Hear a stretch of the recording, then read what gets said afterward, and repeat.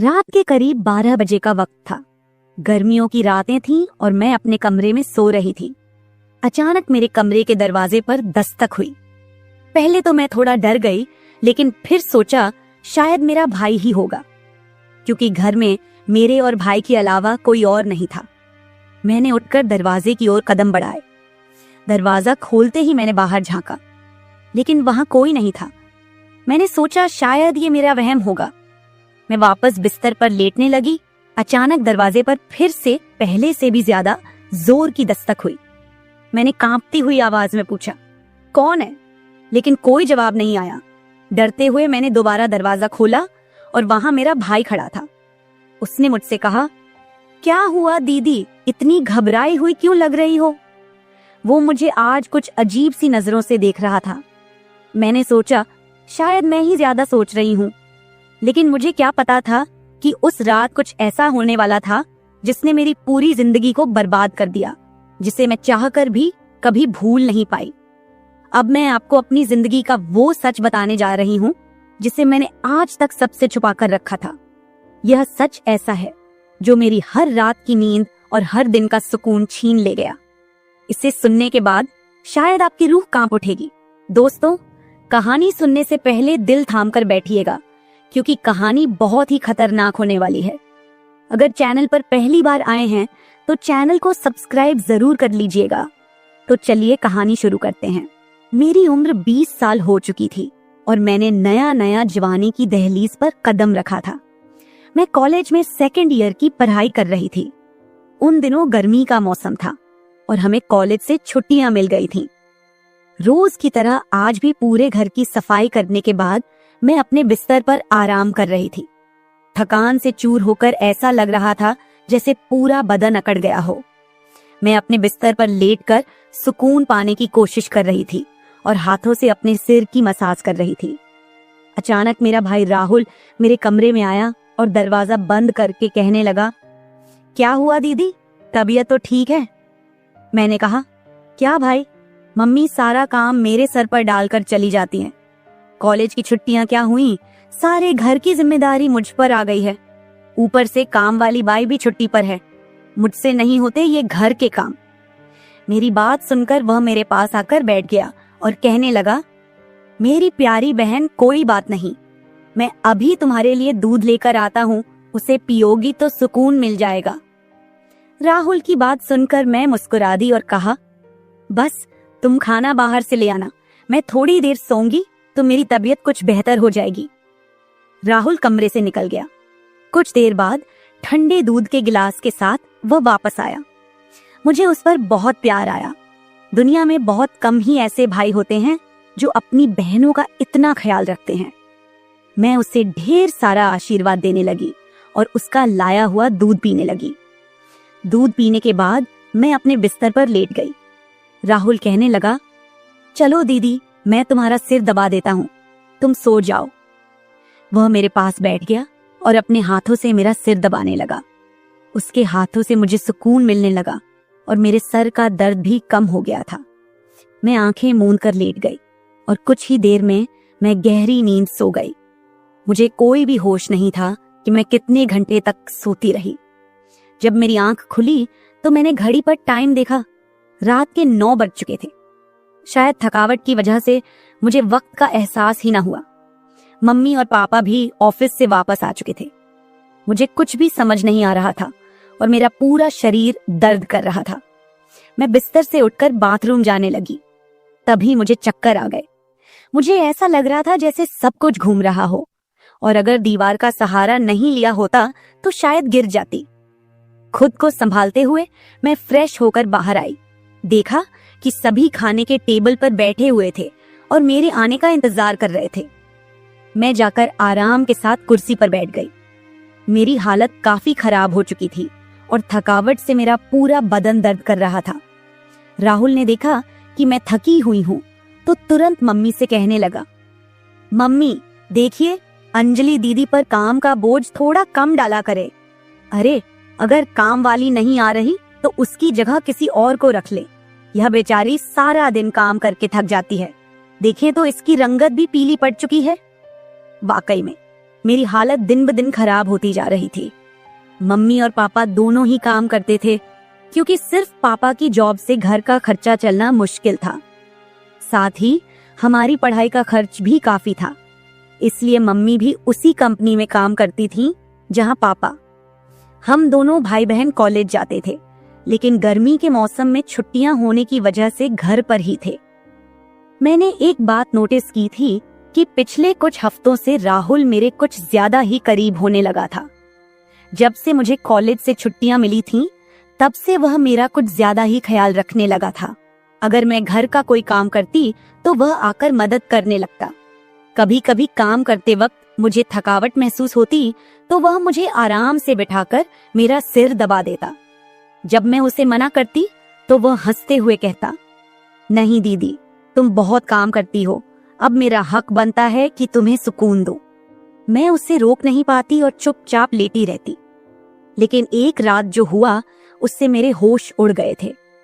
क्या राहुल कभी ऐसा कर सकता था? मैं अपने कमरे में सो रही थी।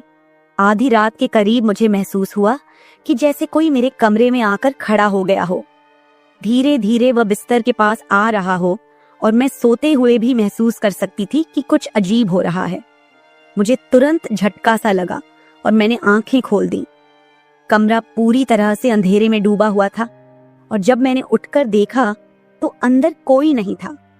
बस कमरे का दरवाजा थोड़ा सा खुला हुआ था और मुझे याद था कि मैं हमेशा सोने से पहले दरवाजा बंद करके सोती थी। तो फिर वह कैसे खुला था? मैं चुपचाप उठकर दरवाजे को लॉक करने लगी। फिर से बिस्तर पर जाकर सोने की कोशिश की, लेकिन जैसे ही मेरी आंखें बंद हुईं, मुझे फिर से कुछ कदमों की आहट सुनाई दी, जैसे कोई बिस्तर के पास आकर बैठा हो। और फिर मुझे लगा जैसे कोई मेरे पास आकर अपना हाथ बढ़ा रहा हो। मैंने पलट कर देखा, लेकिन कोई नहीं था। मेरी धड़कन तेज हो गई थी और मुझे घबराहट होने लगी थी। मैंने घबराते हुए कमरे की लाइट ऑन की और दरवाजा खोलकर बाहर झांका, लेकिन वहां कोई नहीं था। आज से पहले ऐसा कभी नहीं हुआ था जो अब हो रहा था। मुझे प्यास लगी तो मैं कमरे का दरवाजा खोलकर बाहर निकली। उसी वक्त राहुल भी अपने कमरे से बाहर निकला। मुझे देखकर उसने पूछा, क्या बात है, आप अभी तक जाग रही हैं? मैंने जवाब दिया, कुछ नहीं, बस ऐसा महसूस हुआ जैसे कमरे में कोई मौजूद हो। पानी पीकर मैं दोबारा कमरे में आई और पीछे पीछे वह भी आ गया। उसने कहा, आपको डरने की जरूरत नहीं है। अगर आपको डर लग रहा है तो मैं आपके पास सो जाता हूं। मैंने उसे मना किया, नहीं, तुम्हें परेशान होने की जरूरत नहीं है, जाओ और आराम करो। लेकिन वह जिद करने लगा कि मैं आपको अकेला किसी भी हाल में नहीं छोड़ सकता। आपकी तबीयत खराब हो सकती है, मैं आपको तकलीफ में नहीं देख सकता। आप सो जाएं, मैं यही सो जाता हूं। आखिरकार उसकी जिद के आगे मुझे झुकना पड़ा। मैं बिस्तर पर लेट गई और उसने भी सोफे पर तकिया रखा और मेरे पास में ही सो गया। लेकिन उस रात मुझे ऐसा महसूस हुआ जैसे कोई मेरी ओर काफी देर तक ध्यान से देखता रहा हो। उसने मेरे बालों को सहलाया, मेरे चेहरे पर उंगलियां फेरी और मैं सो रही थी। अगली सुबह जब मैं उठी तो मेरा मूड बड़ा अजीब था, लेकिन जब मैंने अपने आप पर गौर किया तो मैं हैरान रह गई। शुक्र था कि मैंने अपने आप को दुपट्टे से ढक रखा था। मेरी कमीज बेतरतीब हो चुकी थी। मुझे हैरत हुई क्योंकि आज से पहले मैं कभी इस तरह आराम से नहीं सोई थी। आज मैं बहुत खुश महसूस कर रही थी, न जाने क्या वजह थी। मैंने अपने भाई की तरफ देखा तो वह भी बहुत खुश था। मैंने उसको पूछा, तुम आज इतने खुश क्यों हो? तो कहने लगा, जिसको आप जैसी बहन मिल जाए वो क्यों ना खुश हो। घर के सारे काम निपटाकर जब मैं बैठी तो राहुल तेल लेकर मेरे पास आ गया। कहने लगा, अंजलि दीदी, आप अपने बाल खोल दे, मैं आपके सर में मालिश कर देता हूँ। मुझे उसकी हरकतें कुछ अजीब लग रही थीं। मैंने कहा, ये तुम्हारा काम नहीं है, जाओ अपनी पढ़ाई करो, मुझे मालिश की जरूरत नहीं है। मगर उसने मेरी बात नहीं मानी और खुद ही मेरे बालों से कैचर उतार कर कहने लगा, आप नखरे मत किया करो, किस्मत वालों को ही ऐसे भाई मिलते हैं। जब आपका भाई आपके खूबसूरत रेशमी बालों में मसाज करना चाहता है तो आपको क्या समस्या हो सकती है? आ जाइए, मैं आपके सर की मसाज कर देता हूँ, आपको बहुत सुकून मिलेगा। वह मुझे उठाकर कमरे में ले गया। मैं बेड पर तकिया रखकर लेट गई। मेरे बाल बेड से नीचे लटक रहे थे। वह मेरे सरहाने बैठकर मेरे बालों की मसाज करने लगा। राहुल मुझसे 3 साल छोटा था, मगर मुझे नाम से बुलाता था। कहता, आप इतनी प्यारी हैं कि आपको देखकर दिल करता है कि आप हमेशा इसी तरह मुस्कुराती रहें और मैं आपका लाभ उठाता रहूं। वह मेरे सिर की मालिश कर रहा था और उसके हाथों में जैसे जादू था। मुझे इतना मजा आया कि मैं नींद की वादियों में खोने लगी। तेल की खुशबू भी बहुत जबरदस्त थी। तेल की हल्की हल्की महक कमरे में फैल चुकी थी। मैंने उत्सुकतावश उससे पूछा, ये तेल कौन सा है? उसने मुस्कुराते हुए जवाब दिया, ये एक खास तेल है जो आपकी सुंदर जुल्फों को और भी चमकदार बनाएगा। आपके बालों की खास देखभाल के लिए ही लाया हूँ। उसकी बातें मुझे बहुत अजीब सी लग रही थी। मैं समझ नहीं पाती थी कि वह किस तरीके से बात कर रहा है। मालिश के दौरान कब मुझे नींद आ गई, पता ही नहीं चला। कुछ समय बाद जब मेरी आंख खुली तो मेरे पूरे बदन में भारीपन महसूस हो रहा था। ऐसा लगा रहा था जैसे किसी ने मुझ पर बहुत ज्यादा वजन रख दिया हो। मेरी टांगों और हाथों में अजीब सा दर्द था, मानो घंटों तक मैं किसी भारी बोझ के नीचे रही हूं। पूरे बदन में दर्द सरायत कर रहा था। मैं धीरे धीरे उठकर बैठी और चारों तरफ नजर दौड़ाई। मेरे कपड़े हल्के हल्के गीले हो गए थे और पंखा भी बंद था। कमरे में गर्मी का एहसास हो रहा था। मैंने चक्कर खाती हालत में बेड से नीचे कदम रखा, मगर पैरों में जैसे जान नहीं थी। मैंने अपने भाई को देखा जो शांत और सामान्य नजर आ रहा था। लेकिन यह सब क्या हो रहा था? मुझे समझ नहीं आ रहा था कि आखिरकार ऐसा क्यों हो रहा है। बड़ी मुश्किल से खुद को घसीटते हुए मैं बाथरूम पहुंची और फ्रेश होकर आई। आईने में अपनी हालत देखी तो ऐसा लगा जैसे मैं पूरी रात सोने की बजाय किसी मेहनत वाले काम में जुटी रही हूं। जब मैं कमरे से बाहर निकली तो मुझे हल्की हल्की फुसफुसाने की आवाजें सुनाई दी। ऐसा लगा जैसे कोई किसी से बातचीत कर रहा हो। घर में मेरे और राहुल के अलावा कोई नहीं था। फिर वह किससे बात कर रहा था? प्यास लगने के कारण मैं पहले किचन में पानी पीने गई, लेकिन तब तक आवाजें आनी बंद हो चुकी थीं। जैसे ही मैं किचन के दरवाजे के पास पहुंची, राहुल बैठक से बाहर निकलता दिखा। उसके हाथों में कई नोटों के बंडल थे और उसके चेहरे पर एक अजीब सी मुस्कान थी। मेरे माथे पर बल पड़ गए। उसने जैसे ही मुझे देखा चौंक गया।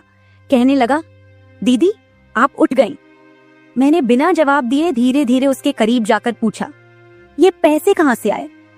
वह हड़बड़ा गया और तुरंत उन्हें अपनी जेब में डालने की कोशिश करने लगा। मैंने उसका हाथ पकड़कर उन पैसों को बाहर निकाला और सख्ती से पूछा, सच सच बताओ, इतने पैसे तुम्हारे पास कैसे आए? वह घबरा गया और कहने लगा, प्लीज पापा को मत बताना। ये पैसे पापा के एक दोस्त ने पुराने कर्ज के रूप में लौटाए हैं।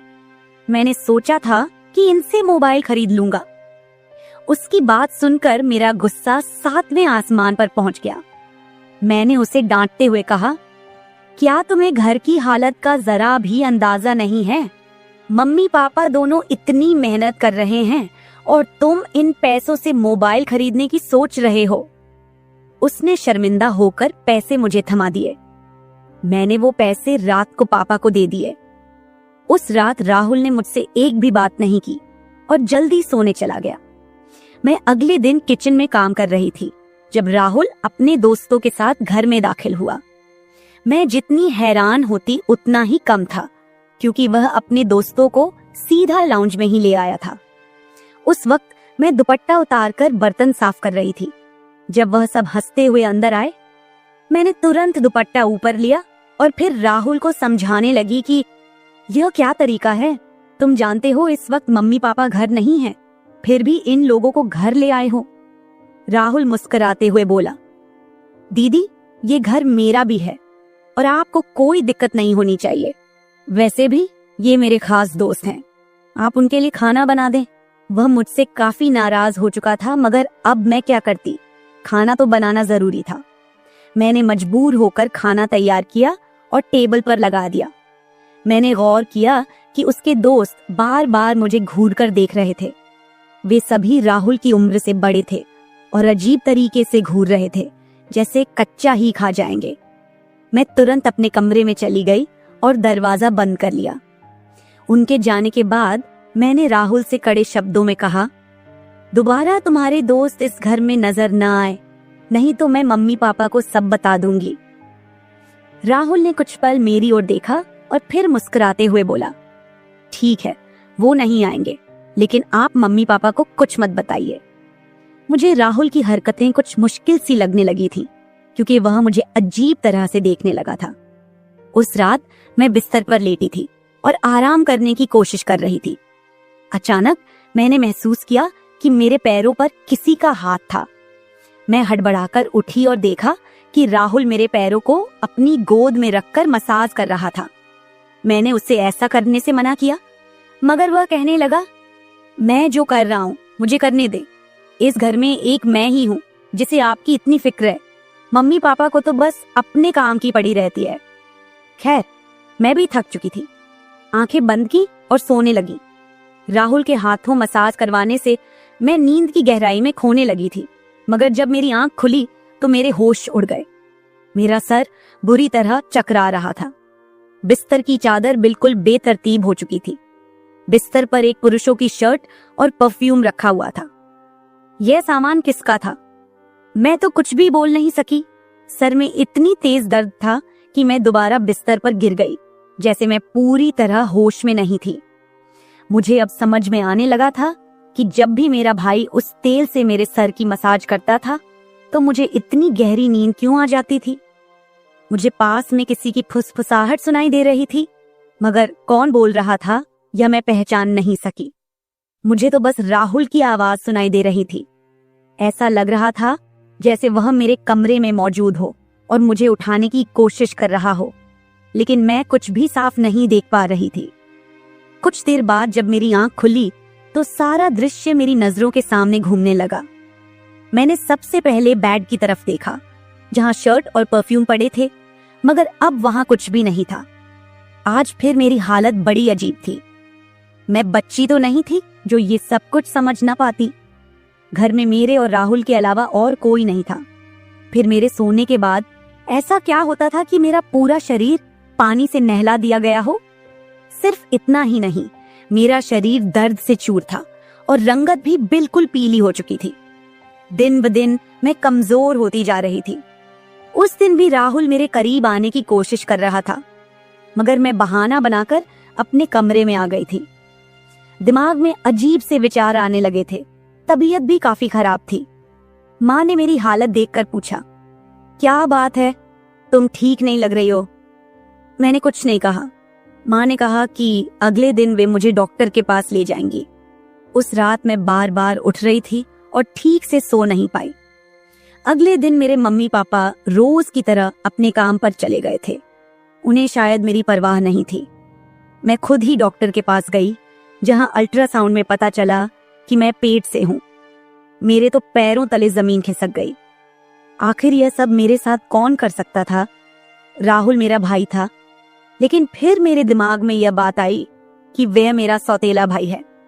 वो माँ की दूसरी शादी से हुआ था, जबकि मैं उनकी पहली शादी की औलाद थी। इस तरह की बातें मुझे गलत सोचने पर मजबूर कर रही थीं। समझ नहीं आ रहा था कि कैसे अपने माँ बाप को यह बात बताऊं। राहुल मेरा सौतेला भाई जब मेरे पास बैठता तो कभी मेरा हाथ पकड़ता तो कभी मेरे गाल खींच देता। उसकी हरकतें मुझे परेशान कर रही थीं, लेकिन मैं उसको कुछ कह नहीं पा रही थी। मेरे दिमाग में यही सवाल गूंज रहे थे कि आखिरकार मेरे साथ ऐसा कौन कर सकता है। फिर मैंने एक दिन अपने कमरे में मोबाइल का कैमरा फिट करके रख दिया ताकि सच्चाई सामने आ सके। उस दिन हमारे माता पिता घर पर नहीं थे। राहुल फिर से मेरे पास आया और मेरे सिर की मालिश करने लगा। मैंने पूरी कोशिश की कि मैं ना सोऊं, लेकिन वह तेल इतना अजीब था कि मैं उसकी खुशबू से बेहोश हो गई। 1 घंटे बाद जब मेरी आंखें खुली तो माँ पापा घर लौट चुके थे। मैंने सबसे पहले कैमरे की रिकॉर्डिंग देखी। जो कुछ मैंने देखा वह मेरे होश उड़ा देने के लिए काफी था। राहुल मेरे कमरे में अपने दोस्तों को लाता था जो मेरे साथ बुरा व्यवहार करते थे। फिर अपना काम पूरा करने के बाद वे राहुल को पैसे देते और चले जाते। जब मुझे इस सच का पता चला तो मैं पूरी तरह से टूट गई। मैं गुस्से में अपने कमरे से बाहर आई और राहुल का गिरेबान पकड़कर मैंने उसे थप्पड़ मारने शुरू कर दिए। मेरी चीख सुनकर मम्मी पापा भी वहां आ गए। पापा ने मेरा हाथ पकड़ लिया और गुस्से में कहने लगे, क्या हो गया है? तुम इसे क्यों मार रही हो? होश में हो? क्या पागल हो गई हो? क्यों मार रही हो इसे? मैंने रोते हुए वीडियो दिखा दी कि यह जलील इंसान मेरे साथ क्या कर रहा था। वीडियो देखते ही माँ बेहोश होकर जमीन पर गिर गई। ये देखकर पापा को भी बहुत ज्यादा गुस्सा आया। उन्होंने राहुल को गुस्से में पकड़ लिया और उसे बुरी तरह पीटना शुरू कर दिया। उसके मुंह और नाक से खून बह रहा था। राहुल ने गुस्से में कहा, मैंने इसे कभी भी अपनी बहन समझा ही नहीं। मुझे पैसों की जरूरत थी। लोग इसके लाखों रुपए देने को तैयार थे। मुझे अपनी जरूरतें पूरी करनी थीं, इसलिए मैंने यह कदम उठाया। मैं अपने कानों पर हाथ रखकर बस रोए जा रही थी। पापा ने उसे इतना मारा कि वो लहूलुहान हो गया, लेकिन जैसे तैसे खुद को छुड़ाकर वह घर से भाग गया और फिर कभी उस घर में वापस नहीं आया। इस हादसे को मेरे लिए भूल पाना तो दूर, इसे याद करते हुए आज भी मेरी रूह कांप जाती है। भाई वही होता है जो आपके सगे खून का हो। किसी भी अनजान मर्द के सहारे अपनी बेटी को छोड़ना बहुत बड़ी भूल हो सकती है, क्योंकि कुछ शैतानी सोच रखने वाले लोग हर वक्त इस ताक में रहते हैं कि कब किसी मासूम की इज्जत से खिलवाड़ करें। मेरी वीडियो देखने वाले सभी दर्शकों को यही गुजारिश है कि अपनी बहन बेटियों को कभी भी किसी अनजान मर्द के सहारे उन्हें अकेला न छोड़े और बेटियों की सिर्फ परवरिश मत कीजिए, उन्हें आत्मनिर्भर और आत्मरक्षक बनना सिखाइए। इस सारे मामले में आपको किसकी गलती लगती है?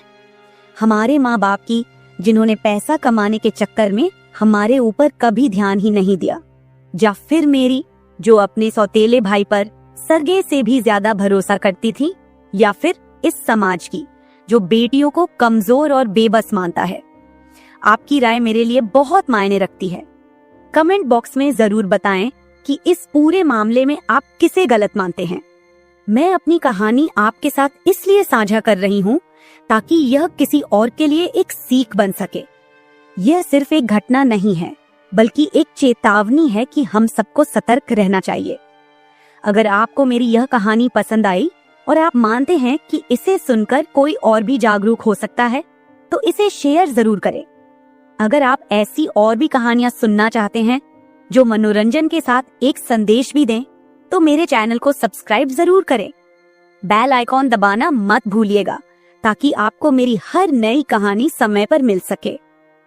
कल फिर मिलते हैं एक नई कहानी के साथ। धन्यवाद।